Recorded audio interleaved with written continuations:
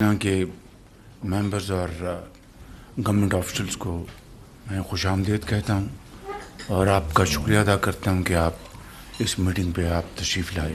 ابھی ہم نے 10 مئی کو مارکہ حق بہت ہی شاندار طریقے سے منایا پوری قوم نے، اور یہ مارکہ حق میں اللہ تعالیٰ نے ہمیں اپنے بے پایہ فضل و کرم سے جو فتح عطا فرمائی اور عزت اور پاکستان کو وقار عطا فرمایا، یہ مرہون منت ہے قومی یکجہتی، اتحاد اور اتفاق کے حوالے سے۔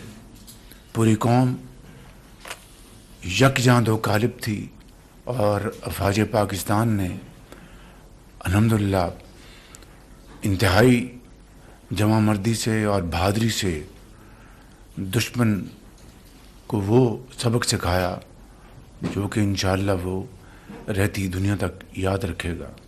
پاکستان بھر میں اس حوالے سے تقریبات ہوئیں اور اسلام آباد میں بھی 10 تاریخ کو یہاں پر بہت ایک پروکار تقریب ہوئی۔ اس میں گو کہ بارش اور بادلوں کی گرج شامل ہو گئی، اس سے اس تقریب کا حسن دوبالا ہو گیا۔ اب 28 مئی کی آمد ہے، ہمیشہ تاریخ یاد رکھے گی۔ پاکستان کو اللہ تعالیٰ نے وہ طاقت عطا فرمائی جو کہ رہتی دنیا تک پاکستان کا ایک ڈیفینسو ایک اثاثہ رہے گا۔ ہماری ہمیشہ یہ سوچ رہی، ہمارا یہ ایک قومی یہ ہمارا بیانیہ ہے کہ یہ اثاثہ ہمارے ڈیفنس کے لیے ہے، اوفنس کے لیے نہیں ہے، اور یہی وجہ ہے کہ دنیا پاکستان کو آج ایک رسپانسبل نیوکلیئر پاور کے طور پر جانتی ہے۔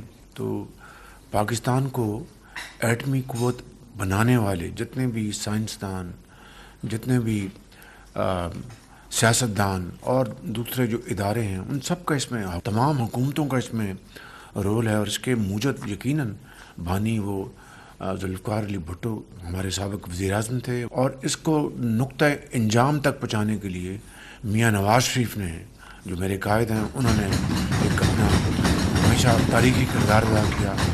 تو آج اس کیبنٹ میٹنگ کے حوالے سے ایٹمی طاقت بنانے والے تمام ہیروز کو ہم دل سے خراج تحسین پیش کرتے ہیں، اور اللہ تعالیٰ جو اس دنیا میں ہیں ان کو صحت کاملہ عطا فرمائے اور عزت عطا فرمائے۔ جو اس دنیا سے چلے گئے ان کے اس عظیم کارنامے کو اللہ تعالیٰ قبول فرمائے۔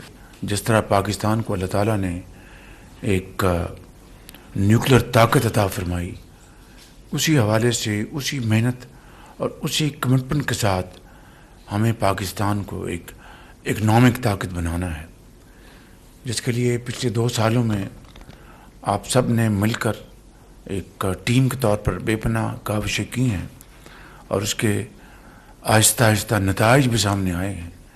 لیکن یہ سفر بڑا لمبا سفر ہے، دشوار گزار سفر ہے، لیکن جو قومیں فیصلہ کر لیں کہ ہم نے ہر صورت ان مشکلات کا سامنا کرنا ہے اور چیلنجز کو عبور کرنا ہے، تو اللہ تعالیٰ ان قوموں کو ہمیشہ کامیابی عطا فرماتے ہیں۔ حالیہ 1.5 مہینے میں جو خطے میں جو جنگ کے بادل منڈلاتے رہے، اس وقت الحمدللہ سیز فائر ہے، گو کہ وہ ٹیمپریری ہے، اس سے یقیناً ہماری معیشت کو نہیں بلکہ خطے میں دوسری جو اکانومیز ہیں ممالک کی، ان کو بھی بہت مشکلات کا سامنا کرنا پڑا۔ لیکن اللہ تعالیٰ کے فضل و کرم سے آپ نے ایک ٹیم بن کر ان چیلنجز کا مقابلہ کیا۔ سڑکوں پر قطاریں نہیں تھیں، ریشننگ نہیں ہوئی، اور اس طریقے سے آپ نے ایک بہترین انداز میں اس کا مقابلہ کیا اور مقابلہ کر رہے ہیں۔ حالیہ دنوں میں خوشحال گڑھ میں ایک ریلوے کا ملازم تھا، وہ بڑا دلیر شہری تھا، لیاقت علی اس کا نام تھا۔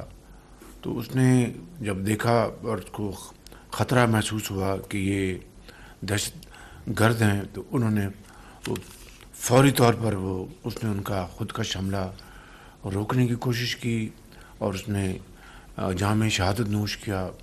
اس کو ہم نے ستارہ شجاعت دلوایا، اور میں سمجھتا ہوں کہ یہ قوم کے ہیروز ہیں. اس دہشت گردی کے حوالے سے جو قربانیاں دی جا رہی ہیں وہ ایسی قربانیاں ہیں کہ شاید دنیا کی تاریخ میں اس کی کوئی دوسری مثال نہیں ملتی. میں نے ابھی چند دن پہلے راولپنڈی میں ایک اور ہم نے شہید کا، وہ لیفٹیننٹ کرنل تھے شہید، ان کا ہم نے سب نے جنازہ پڑھا وہاں پہ، ان کے ہم بچوں سے ملے. یہ ایسی قربانیاں ہیں، ان کا جو خون جو ہے اس سے دھرتی کی آبیاری ہو رہی ہے. سردار صاحب آپ سے درخواست ہے کہ ان سب شہداء کے لیے ہم ہاتھ اٹھائیں اور ان کے لیے دعا کریں.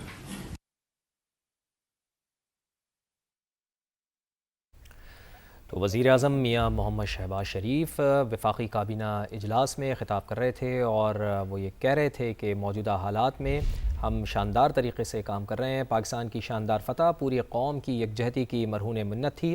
میاں شہباز شریف نے یہ کہا کہ دشمن رہتی دنیا تک پاکستان کا سکھایا ہوا سبق کبھی بھی نہیں بھولے گا، اور انہوں نے کہا کہ 28 مئی کی اب آمد ہے. پاکستان 28 مئی کو ایٹمی ملک بن کر ابھرا.